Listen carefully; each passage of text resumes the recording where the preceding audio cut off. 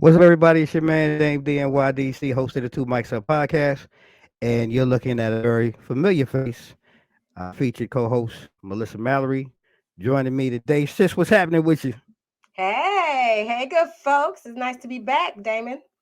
Hey, look, I'm glad to have you back, and I'm excited today.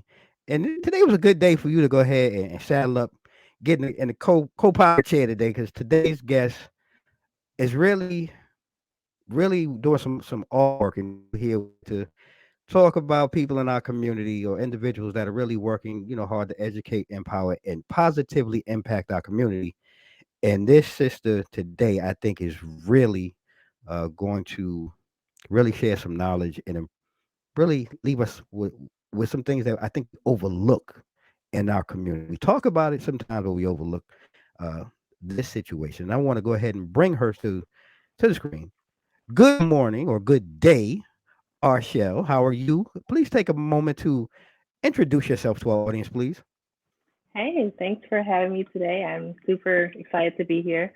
So I'm Ar'Sheill Monsanto, and let's see a little bit about me. I'm a new author of a book called Kids in Cuffs: Striving for Equity and Empathy in Education.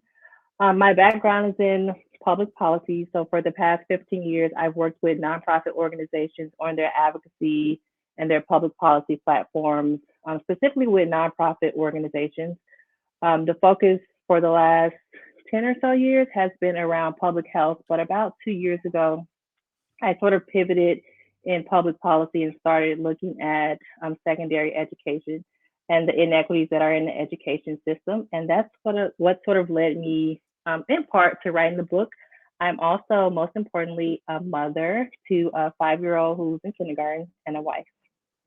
Man, look, that being a mom and a wife, that's a whole nother job all within itself. Right? I see you, Melissa. 'Cause we were talking about this before we actually came on today. So that's a whole nother topic that you're wearing. But I love, when you talk about your background, you know, how would you say your background and your personal experiences really helped lead you, or what was it that made you focus on wanting to become an author or a speaker and an advocate?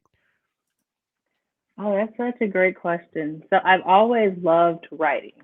But when I was in high school, I had a teacher who told me I couldn't write. And, Wow. that dream was deferred. But when I went to college, I changed my major 5 times. Like journalism was one, but then I thought about, like, it was always that advice that the teacher had given me, like, you're not a good writer, don't pursue it. So I looked at other avenues, and after changing my major about 5 times, I landed on political science because I was just fascinated with how things work and what power looks like and how you can mobilize people to create change. And as I grew up on the south side of Chicago, I remember just, being a kid and Mayor Harold Washington was elected, and just being like super excited about like the first Black mayor of Chicago being elected. Not knowing anything about it, but just seeing like the energy in the community, like our family members like really excited about what this is. And then like also growing up in Chicago, I had like so many, I would say, I mean, I've never met them, but they're like mentors. So Carol Mosley Braun, she was a congresswoman in Chicago. She was the first Hmm. Black woman elected to Congress from Chicago. Then, like, of course, Barack Obama.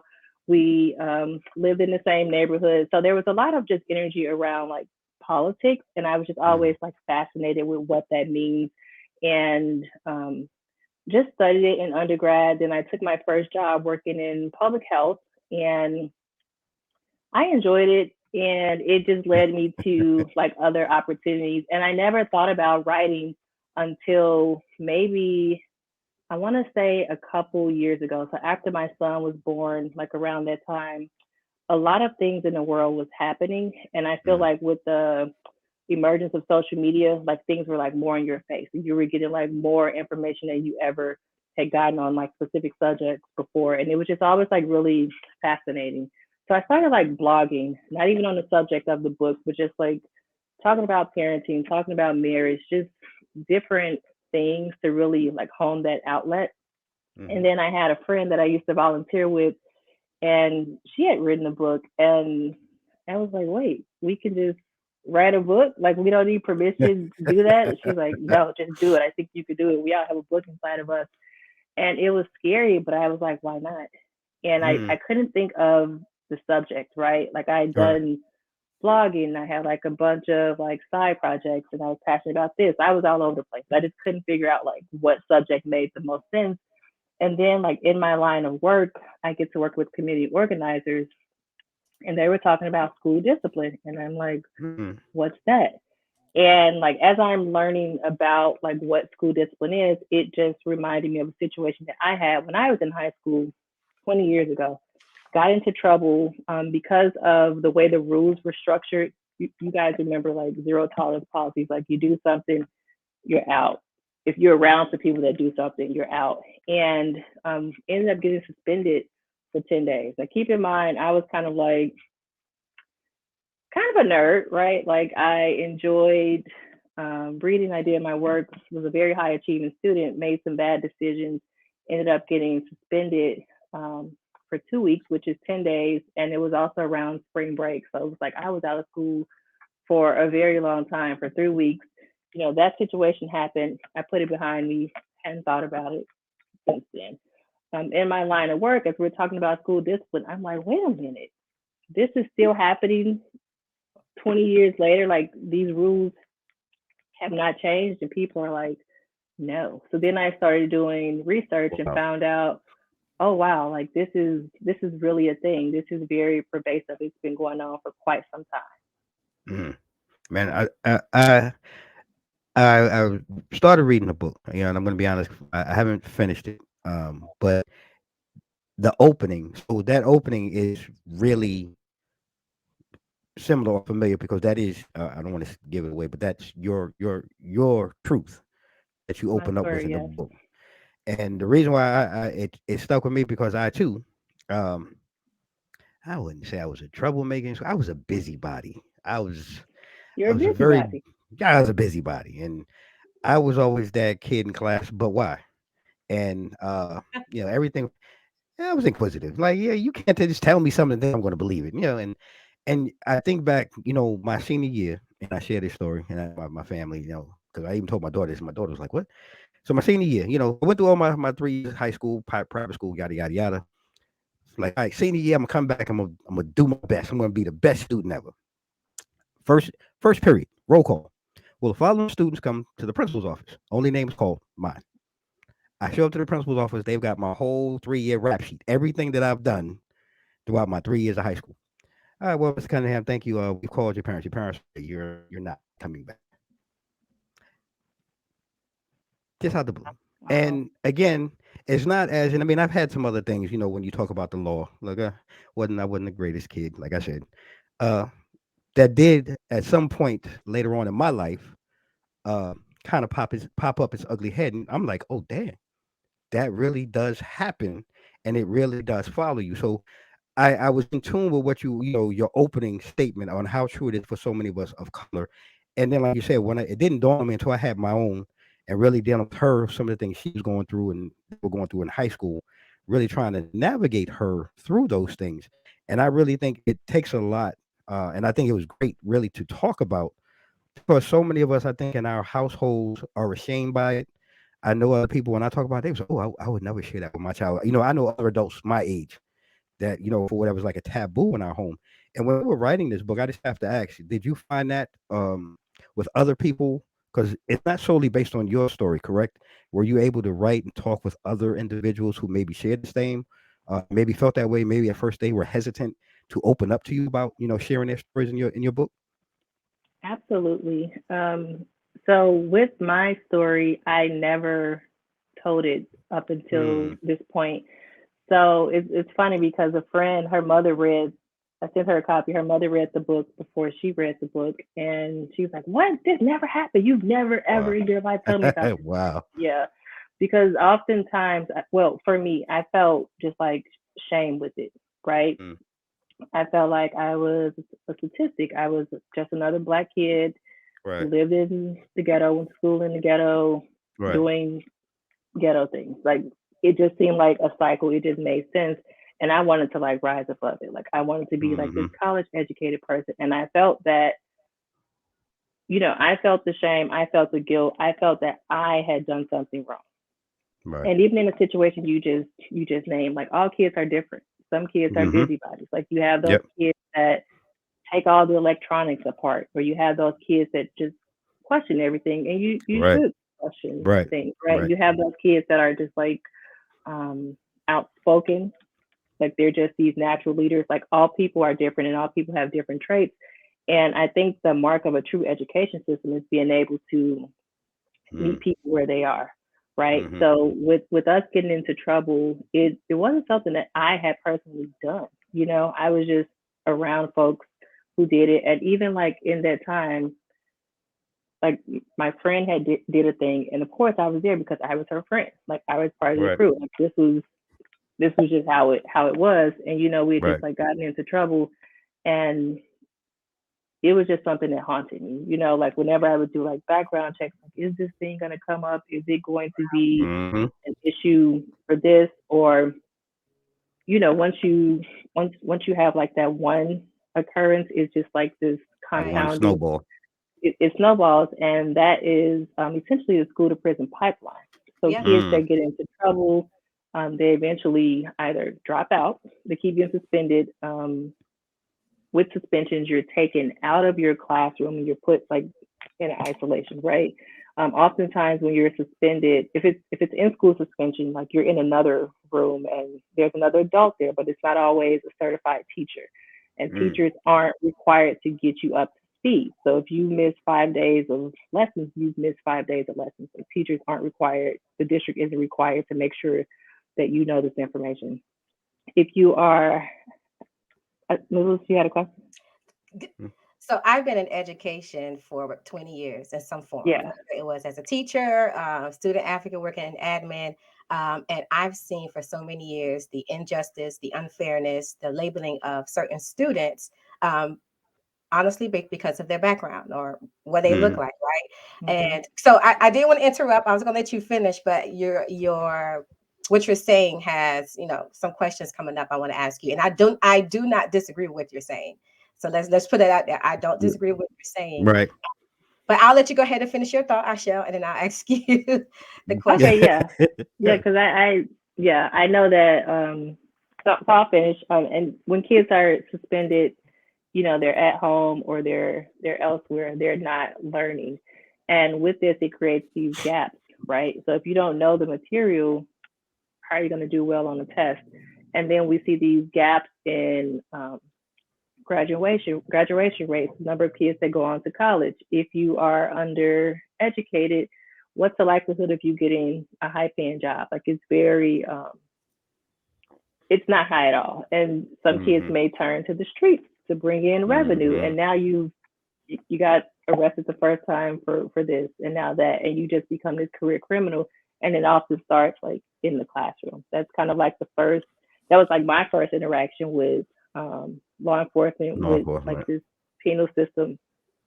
I'm not penal, but like my first interaction with law enforcement, it started at school. And I do think that in this situation, like our high school for a public school, it was relatively small. So we had about 1,000 students, but it also had a seventh and eighth grade. And Mm. some schools in Chicago had like 4,000 students in one building. So we did like know our teachers, and there I feel like there was an opportunity for some intervention with like a counselor or with just some adult that had like empathy for the situation. Like talk to us about like why this isn't right. Have us do like something else other than just being like you suspended 10 days, Hmm. figure it out. Hmm. So you're being in political science and interested in politics and working with some influential people. Tell us about how public policy can help to forge meaningful change for our children as students. Oh, good question. How can it help? So a lot of the adversity that we currently deal with is because of policies, right? They're because of laws. It's because someone felt it important to make this a rule that needs to apply to the masses. And in schools, a lot of our policies come from either a federal guideline, a state guideline that's being implemented, or a local school district. So in Houston, we have each independent school district has a board of trustees, and they create the agenda items, and then they vote on those items, then they become the policy of the school district. So let me think of a good example. So that's just one example of policies. One that's like coming to mind are school dress codes, right? So with a school dress code, it's in the code of conduct. The code of conduct is a policy. It's a policy manual. It shows you like what the expectations are of the students and the parents and the administrators and teachers. And then it also shows you like what the repercussions are when you violate those policies. And if you think about something as small as, I remember talking to some students that went to a charter school, and in their dress code, the males couldn't have beards. If they had a beard, that was a violation of the school dress code. So just by showing up with hair that grows out of your face naturally, you can get suspended or an in-school suspension for violation of that dress code. In the book, I quoted research from a study in DC where students were, like the female students were getting in trouble for wearing like weaves or braids or hair extensions, like different, and that would fall under like the grooming policy in the code of conduct. And I think it's important that we as parents and as advocates and even teachers, that we change these policies. A lot of them have not been changed for decades. And I mean decades. Man, we just antiquated. These policies just antiquated. And they sound like some of them are skewed though. I mean, let's just call it what it is, skewed towards people of color. I mean, we're talking about, not to say that, young white girls don't wear weaves and extensions in their hair, but it sounds skewed because more of our culture seems to wear that type of dress or add-ons, and it's a little bit more noticeable when, look, our natural hair might be like mine today, and then tomorrow you add in extensions that are down to your back. So it just sounds antiquated and really skewed. Just listening to this, and have you found that too to be the case in your research? I definitely have. A lot of times it's clearly racist. Like they're clearly racist policies where they name like you can't have locks, you can't have dreads, and everything that braids, and everything you just said like more than likely applies to a Black student. And I'm not even going to say a student of color, but specifically a Black student. And if you are in violation of that, you will get suspended or you will get some sort of reprimand. You will be reprimanded for that specific infraction. And after enough times, like what's going to happen? Like we've seen in the news, like articles where students have been forced to either like cut their locks or compete in a wrestling match. Yeah, that's crazy. Just here in Houston, there was a student, I want to say in 2020, so about 2 years ago, who had locks. He was Trinidadian, like that was his heritage.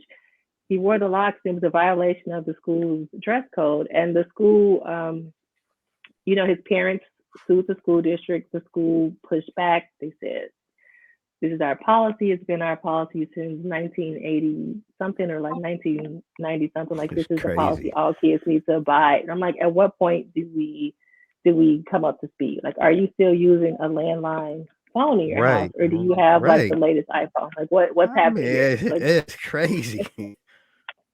So Ar'Sheill, tell us more about your book, Kids in Cuffs: Striving for Equity and Empathy Through Education. Tell us a little more about it. Yes. Here's the book right here. Hold on, let me get that. Go ahead and put it back up. Let's get that sold. There you go.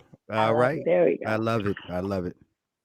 So this book is actually a really quick read. It's 140 pages, and I wanted to write it to not only share my story, but to share the stories of other people that may have been impacted by adverse school policies. So in that, I did a ton of research on the subject, and then I had the opportunity to interview just some dynamic people that were really thinking outside of the box and they want to share their opinion on the subject. So the way it's structured, like the first half, I talk about just the history of school discipline. Like we all know it's a problem, but oftentimes we don't know it's a problem until it becomes a Mm, problem for us. Like we're impacted, or very good point. someone close to us are impacted by it. So from there, like I do some research on that. And then police in schools has been a really dynamic topic over the past 2 years, especially with the murder of George Floyd. Mm, Some school districts have removed police from from their school buildings. systems. Yep. Yes. Yeah. And like even in that, like I talk about the history of police in schools. I talk about the difference between school resource officers, which are law enforcement entities that are contracted with the school district, and then some school districts have their own police departments. And Hmm. oftentimes those police departments have very robust budgets, like in the millions. Yep. And you may want to question why we have X number of police officers on campus, but we don't have a school nurse, or we Exactly. don't have Right. a Exactly. counselor that focuses on mental Health. health, Yep. Hmm. you know?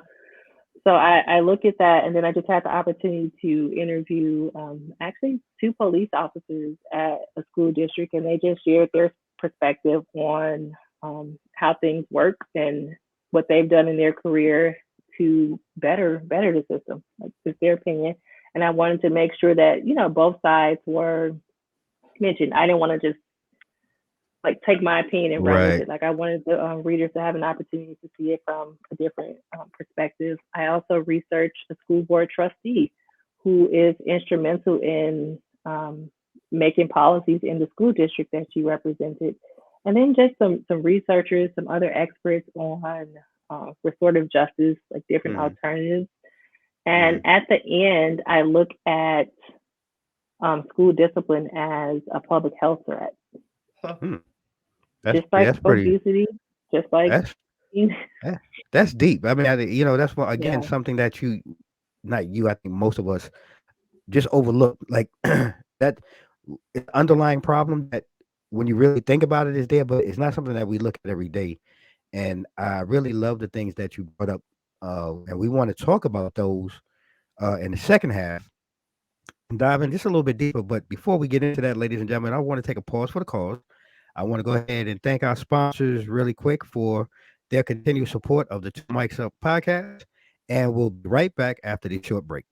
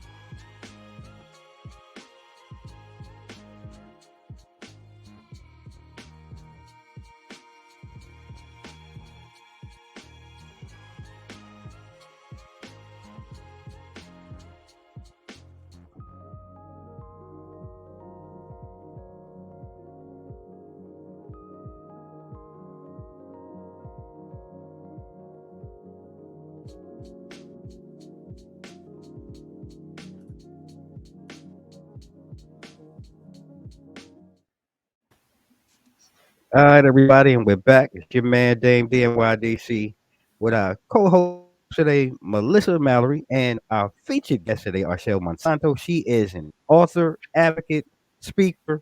If you are just tuning in today and you're catching the second half of this conversation, just put this joint on pause. Go back to the beginning. We had a lot to unwrap that you really should catch up on and really listen to.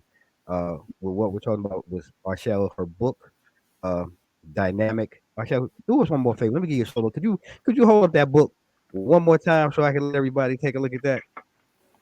There y'all go, ladies and gentlemen. Kids in Cuffs. you definitely want to go out and support. And we losing earrings and everything. We doing it live on today. But it's all that sis. You good to go. But I want everybody to go ahead and make sure, you see it, you go ahead and you pick up that book. And So yes, go ahead. Go ahead, I was sis. going to ask, and where can we find your book, Ar'Sheill? Mm-hmm. It's on Amazon. So we do have the paperback. There's also an e-version. If you want a All signed right. copy, you can send me an email and I'll make sure you get that. All right, we're gonna make sure before Arshel goes that she leaves all of her information so that you all can go out. You can buy the book, support the book, leave a comment, go out and support the sister, man. This is what Two Minds is all about. And before we left, the first segment during our break, I want to come out and really talk about based on your body of work and the research that you've done. I really want to get into, why is it that from what you learned, why do students get suspended? And really, where's the focus? Because I know we talked about policy and things like that. What are some of the other underlying, I guess, factors that maybe you found as to why a lot of students of color get suspended? Good question. So why do students get suspended for any reason? There Mm, could be the way policies are written. mm, So we just talked about the school code of conduct and how some of them have specific language around how hair should look. mm-hmm. There's often gender bias in it, but um, so that's one way. Gender. Another reason could be implicit bias. So Mm, in the book, I share just researching different data points around like why students get suspended. And one of the things that I talked about is that at age 10, starting at age 10, Black boys are seen as they're seen as less innocent than their white counterparts, right? And then if teachers expect bad behavior, they're going to always be looking for it. And when they look wow. for it, they're going to find it. You look for things, you're going Wow. to find it, and then they punish accordingly. And then there's also research that states that um, Black students are more likely to be punished for the same offense as their white counterparts. And then there's also research that shows that students of color, so think about like your Hispanic male students, Hispanic students, students of low income, students with a disability. So think about a student with an IEP or that may be receiving special education. They're more likely to get suspended. So why do students get suspended? Like pick a reason. I mean, Any it and just, all of that. I mean, it just sounds like it's predetermined, really. Like, I mean, you're coming in. I mean, and this is this. Look, let's just call it what it is. This is facts. This is life here in America. As a person of color, um, because are back before you even come in the door.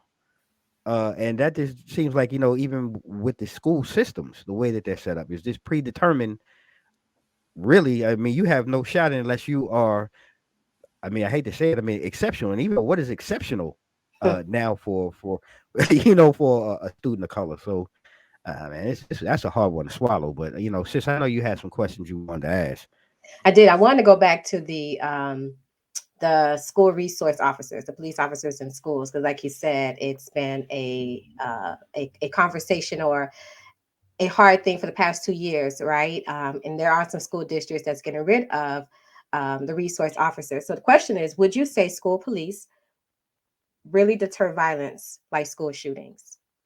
Are they really needed? Are some of the school districts, um, what's the word? I'm looking for the word. Are they right with getting rid of the resource officers? So good question. Your first question, do school police deter violence in school shootings? Based on the research that I have conducted for this book, I have not found any research. So there is little to no research that state that police officers deter shootings or deter any crimes. So the first question is, do they deter? Not Mm-mm. according to any research that I've seen. Wow. Do I think that school districts made the right choice to get rid of police? I think that that's hard to say, right? It's based on the community and it's based on community needs and what the parents want and the other stakeholders.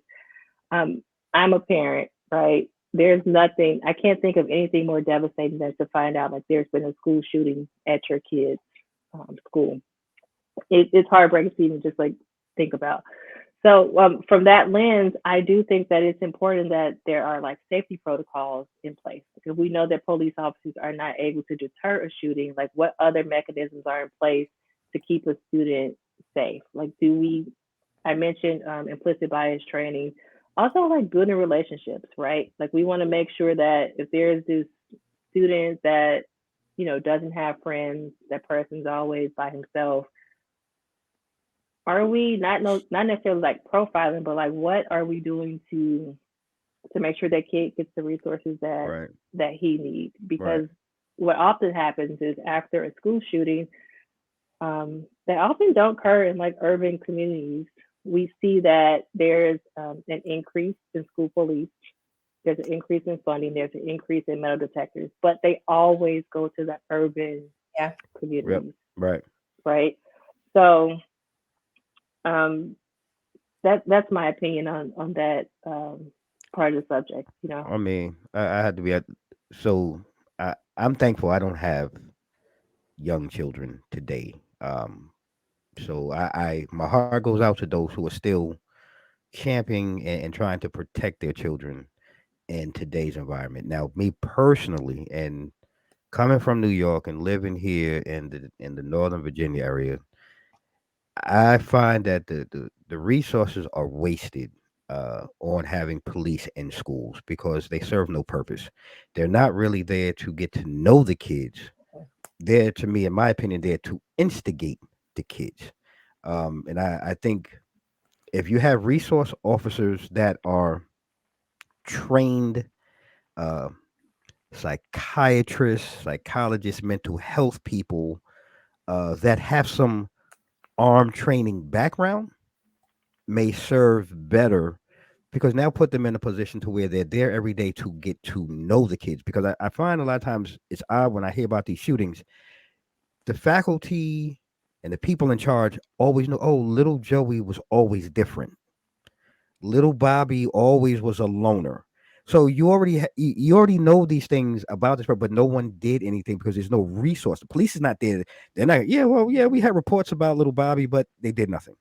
But if you had a resource officer that was into mental health, some type of psychology, some type of thing that can reach out, I think that would go a lot further than investing, like you spoke earlier, about all of this money going in. Because some of these police departments are like military, especially here in Virginia. Like Stafford County, like they got their own military. I mean, they came out there one day, people protest. They came out with a tank. Like, what police department needs a tank in Virginia? Like, it's just mind boggling. So I think the whole restructuring needs to happen, and it really needs to be focused on kind of like when we came up, where I came up in New York. You had a town police officer. Everybody knew Mr. Johnson. He wasn't Officer Johnson. He was Mr. Johnson because he lived in the neighborhood. Everybody knew him. He knew your parents. If you got caught doing something, he had the right to beat you. He took you home and your parents beat you. You know what I'm saying? So, but there was a understanding. You knew who he was. It wasn't looking at the uniform. And I think we need to get back to some type of combined resource officer, not just a police officer. Just my little speech for the day. I'm going Well, to I would digress. share on that topic in the book. I did get to interview two police officers that are at a school, and their sentiments was sort of that they felt that because they were part of the school district, so there wasn't a contract with the district and like the local police department. They were Hmm. part of the district and they reported to the superintendent, just like a principal of a campus would. Okay. So they felt that in that role, they were able to build better relationships with students. They knew like who they were. Specific police were like always Hmm. assigned to that school, and they felt that model was better, right? But when you look Okay. at, if you look at data and you put it up against the school district that contracts with another school district, I think that's where people need to make the decision, right? People need to hold folks accountable. So, like, Agreed. as a parent, if I was in that school district, I would want to see like what if this is your model and you're saying that this works, I would like to see the arrest rates for Right. students. Right. Are they disproportionate? Are Right. Black kids still getting arrested more than white kids, even though you're building this specific relationship. And like Right. to your point, you mentioned that you felt like if police are on campus, they're like instigating the kids, like getting them riled up, looking for trouble. And there's research that shows that oftentimes, like if there is a police officer on campus, then kids are more likely to get in trouble for things that would be overlooked Yeah. if a Yeah, police officer wasn't there. because they're policing. I mean, they're That's they're their job. policing. I mean, that's their job. So, yeah, I don't know, and I'd be interested. So I know, Melissa, you too as an educator, and dealing with children and kids. I don't know if you want to share, you can share or speak about, but I'd be interested to get your take. Really though, like as a parent too, with your kids, coming up through today's scary It's times. scary. Hmm. It's scary. Now, where my school is, or where my children are, they don't have a school resource officer. They don't have a police officer in their school. Okay. But I'm also one of those parents that I ask questions. Teachers know me. Hmm. I'm in their face. If something happened, my daughter came to me and say, "Hey, they pulled me out of class today to test me on something." I will message the teacher. "Hey, why didn't I know this?" Right. So Right. I think once a parent make their presence known, it's Mm. the teachers and the staff, they tread lightly. Hmm. However, True. previously, as you may know, I worked as a school advocate at a juvenile facility. So the school was Hmm. inside a juvenile facility, and that's where my eyes started to be opened up more of the injustice, like the Hmm. labeling a child with an IEP, um, Wow. for whatever reason, right? Or Hmm. the grade levels, right? And it comes from, even when it comes to the label, it labels a child, and child sees that label and said, "Well, I'm dumb," right? Yeah. Or an IEP means this, right? Yeah. And then they're so surprised when they get their first A and B, and they were told they would never get an A and B. They were told they will always be in prison. They were told that they will always be no good. They will never graduate. Hmm. So being a school advocate in this juvenile facility, I saw the change in them, right? But it made me angry because I saw the labeling for no reason. I saw Mm. the labeling, whether it's because a child may have had ADHD, or a teacher just didn't know how to teach based on what the child needed. Every child Right. is different. A child may be visual, one just can hear it and get it. Yep. But for a teacher who maybe for whatever reason, they may just be tired because they've been a teacher for 20 years, overworked, because of course, when you're in the school, you're labeled as a teacher, but then sometimes you may have to be the PE teacher, or you may have to be the lunch lady, or you may Yeah. have to be Yeah. the counselor. So it could be they're tired, and if Johnny or Susie is acting up, they kick Susie and Johnny out. Where Johnny and Susie probably just woke up that morning and mom and dad yelled at them, or maybe Yeah. they didn't have breakfast, or maybe they Yeah. didn't sleep well that night, Yeah. right? Right. But I see it. I see the labeling just because, and it frustrates me and it makes me angry. But I haven't had the experience with community resource officers, not even in my school. I'm from Right. Miami. And Right. back growing up, it's like you say, the teacher, the principal, they had the right to, "Hey, come in my office. We're gonna have a chit chat, a Yep. couple business meeting," and Yep. that was that. Yep.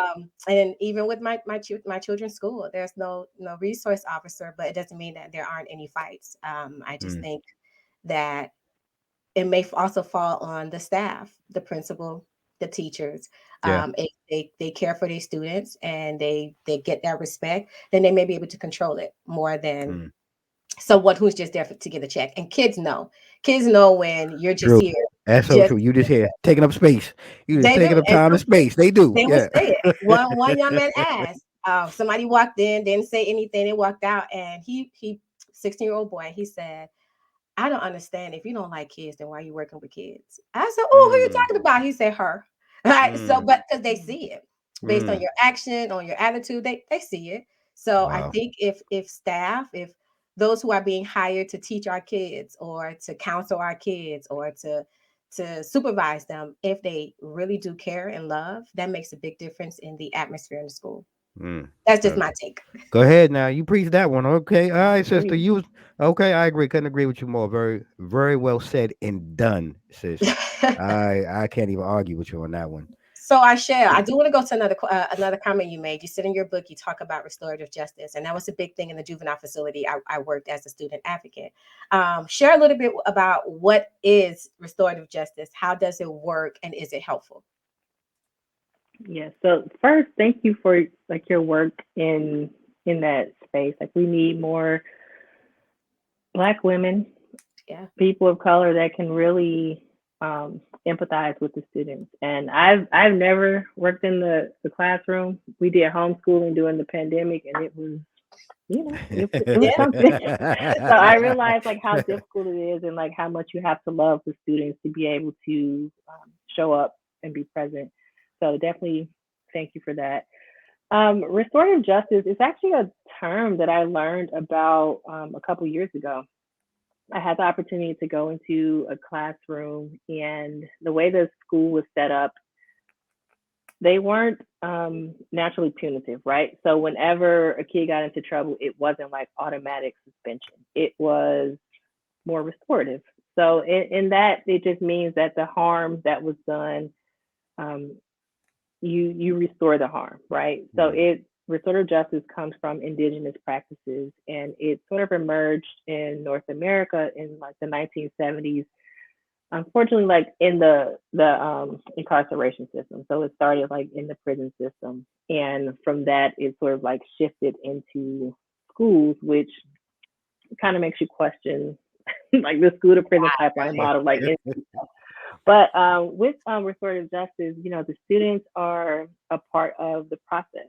So if I take your pencil, I take Melissa's pencil, instead of me getting suspended for stealing her pencil, like with my peers, we talk about why I did it. So you get to question me and hold me accountable. Well, I didn't have a pencil. Well, why didn't you just ask Melissa? Because when I asked her last week, she didn't give me a pencil. So does that give you the right to take the pencil?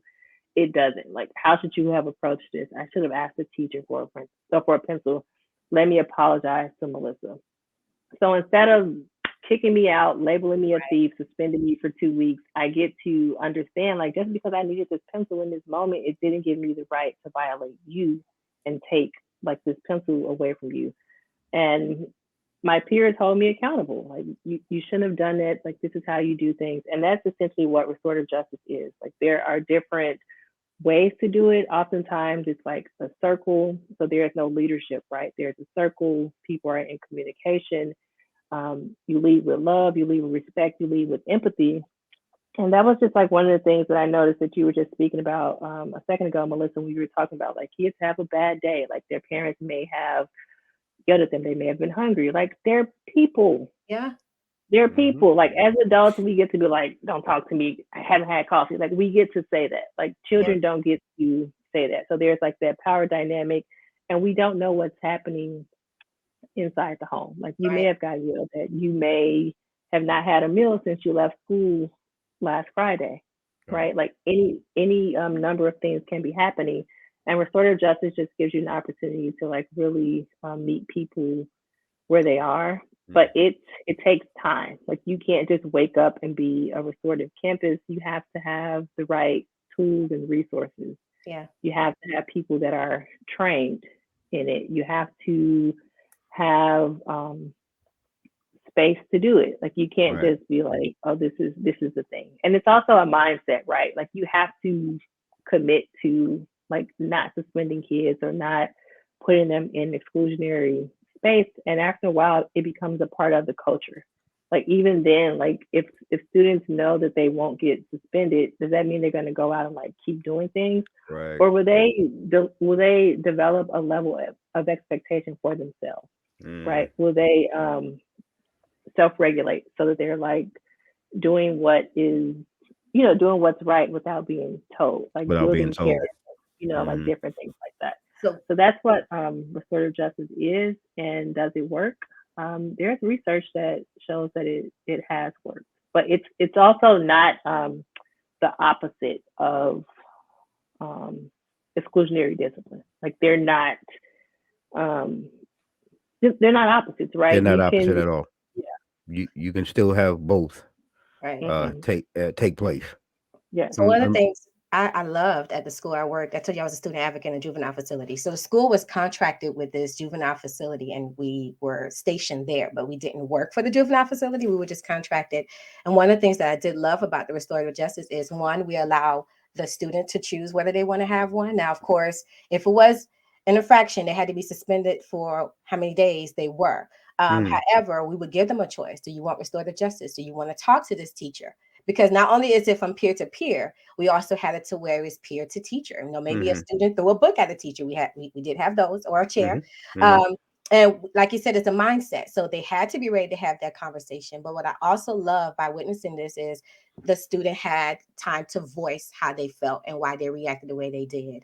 The teacher shared how they felt, and it was even personal. Like, you hurt my feelings when you called me I can't curse, B, right? So it Mm-hmm. allowed both parties, whether they were child and adult, to sit and have a conversation, but to hear what the other party had to say. And from there, whether an apology was given and next steps. So next time you feel this way, what are we going to do, Johnny? The next time Right. you feel this way, Miss Sanchez, what do you plan to do, Mm-hmm. right? So one thing, I agree with you that I think it does work, but it is a process. It's not just something that you just get them and say, hey, we're going to do this today at the school.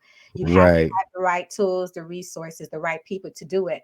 But it was very effective in our school when we did it. And I loved it because nowadays you would hear, or you may have heard even growing up, that if adult says something, it's because I said so, right? You do it Yep. because I said so. Yep. And I'm the adult, I'm the leader, I'm the Yep. person in power, which cuts off the child's voice, because the child has and even at home, I do that now. I Yeah. have a 7 or 8-year-old, and I give them a chance to speak how they feel. Mm-hmm. And my child would tell me, Mommy, you hurt my feelings when you raised your voice at me. Well, how did I hurt your feelings, right? Right. Instead of just having the Right. attitude with my child because I'm mad, and they would tell me, and I will apologize to my children. The first time I think my son heard me apologize to him, he may have been 4 or 5. I apologized many a times, but I think it clicked then because he stopped and looked at me and he Right. said, "What you say, Mommy?" And I said, "I'm sorry. I did raise Mm-hmm. my voice at you because I was frustrated, and you just happened to come along while I was Yep. frustrated, and I Yep. snapped at you. So I'm so sorry. Mommy was wrong." And I think it goes a long way, even if a teacher, a principal, a staff, a resource officer can look at a student and said, "You know what? I was wrong, and I apologize." It changes the whole environment. It It does. does. It It does. does. And I it makes agree. a big difference. And I'm very passionate about this because I work with those juveniles. I've worked with at-risk kids for years. And a lot of times it's because whenever I see a child act a fool or act up, my question is why? Like, Right. what Right. happened for them to react this way? Something had to happen. I don't think they woke up this morning and said, you You know say what, I yeah. choose violence Yeah. today. I'm gonna whoop every, like, Yeah. what happened? So, and I'm that optimistic person. I always try to see past through that. So whenever I see our kids labeled as something, or they were a troublemaker, or they fought today, why? Why Mm. didn't so decide the next person that walk into this door, I'm gonna punch? And the kid told me that. The kid said, I told myself the next person that walk into the classroom, I'm gonna punch in the face. Why? Wow. And after having a discussion with him, it took some pulling, but after having a discussion with him, he found out his grandmother was in the hospital, and not from his family. He found out from someone else. Wow. Wow. So he Wow. was angry, and he had the right to be angry. I thought, well, you know Yeah. what? You had the right to be angry, but Yeah, you'll be running this around is punching the how we president. Yeah, handle yeah, our yeah, yeah. emotions, We right? we don't let it out that way. But Yeah, yeah. oh man, look, Wow. I couldn't agree with both of you anymore. Restorative justice, I think, uh in the right setting with the right people, the right processes in place, I think it can be a very useful tool. And I do think the I'm the adult, you're the child. We need to get out of that mentality when dealing with kids, period. Because, like you said, everything you both say, kids today are dealing with so much more with social media and everything being in their hands, in their face. They're being bombarded with all of these images and all of these conversations that, I mean, I never had to. Look, I was worrying about, when I was coming, there was a 3 o'clock karate flick on at 3, and we all be outside at 5:01 practicing moves that we saw on TV. But kids, they don't go outside like we used to. So it's a whole new different thing. But with all of that being said, and before we go, Ar'Sheill, I want to ask you, and we want to know, what is next for you? What else is on your plate? Because I can tell, I see you on the gram and I see you out there. You got your books going, you packing and shipping, and you doing everything. So first of all, congratulations again for the book. But what's next? Thank you. Oh, so it feels surreal, right? Earlier, I shared that I had an English teacher in high school tell me that I could not write, and I wrote a book. So that is just exciting. In your So, face, No, in you're your right. face. I know you're Right. right. Okay. I wrote some high. Okay. Yeah. Uh-huh. and it's a short read, so I hope that a lot of people get to actually enjoy it. I didn't want to. It's such a tough subject. I didn't want to belabor the point So I'm taking that all in and open to like other opportunities. I don't know where this will lead. My goal is for just more parents to be well versed on the subject, and it's some tools in here that can really help us shift the way that things Mm, um, occur. Like we can really make a change for the better. And even like Melissa sharing that how she communicates with her children, like that's a process. Like Mhm. even as a married person, my communication skills could use a little work, you know. So I think it's all a process, and I want to help support people like along that journey. And this book isn't a complete work. Like there's still things that are left unsaid, things that are left undone. And, you know, I want to talk to more school districts, more parents, more administrators, even more police officers to figure out like the roles that we're playing in this school to prison pipeline. I know that, you know, it's a term and we may see a statistic, X number of kids more likely to blah, blah, blah. But those kids are someone's children. They're Yeah, someone's son, someone's daughter, absolutely. someone's nephew, and more than likely they look like us. So okay. it's my goal to just continue to spread awareness around this situation. I know that in education right now, like it's a lot of other pressing issues, right? There's a lot of urgency in education. Like we have these shortages. Critical race theory is Yeah. like Yeah. always in the Yeah. headlines. So Yeah. things like this often slip through the cracks. Then I feel like this is something that's actually tangible, right? Yeah. We Agreed. can see a student get suspended, we can see a student get expelled. So I just really want to be like a vessel for the message. So that's why I appreciate like you all having me here today to just like share with your audience and you know answer questions. And I hope that you know what I wrote and what I shared today can really impact a person. I love it. And that's why, like I say, when we started off the show, I'm excited about this conversation because it is an impactful subject that really I think touches so many of us across our country.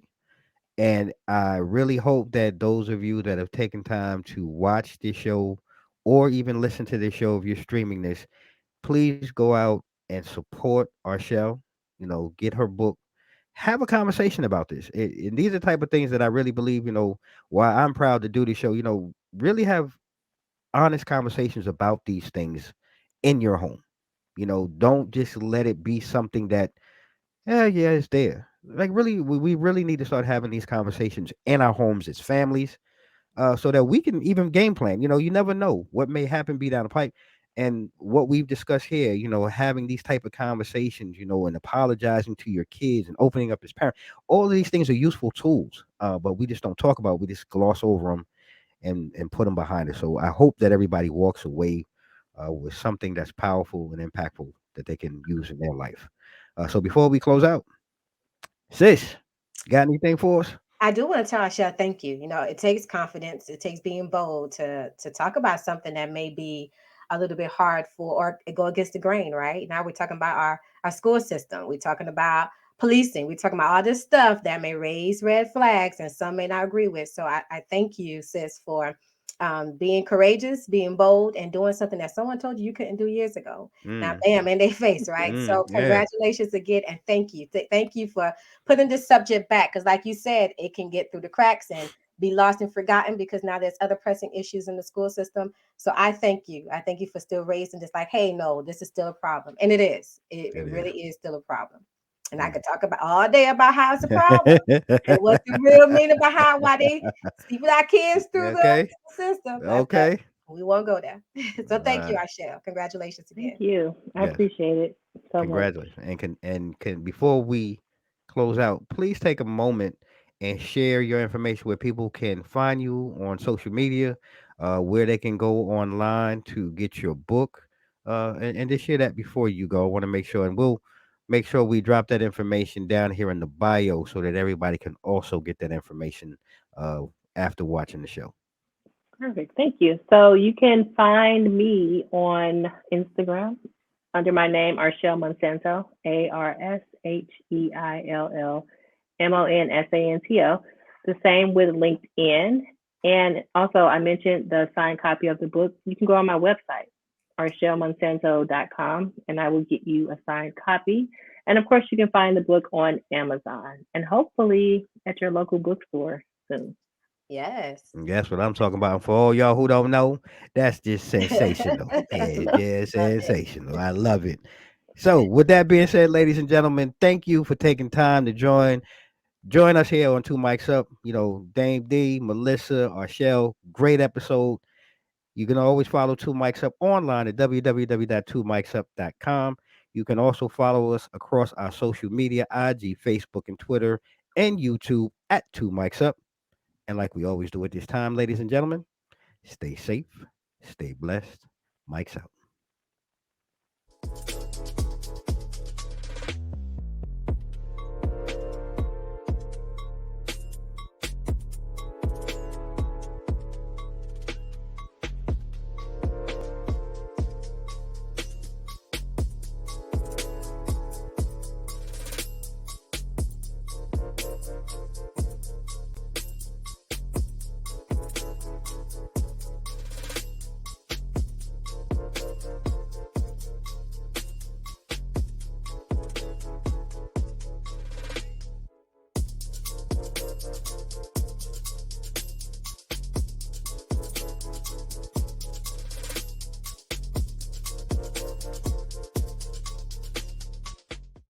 Don't need any interruptions.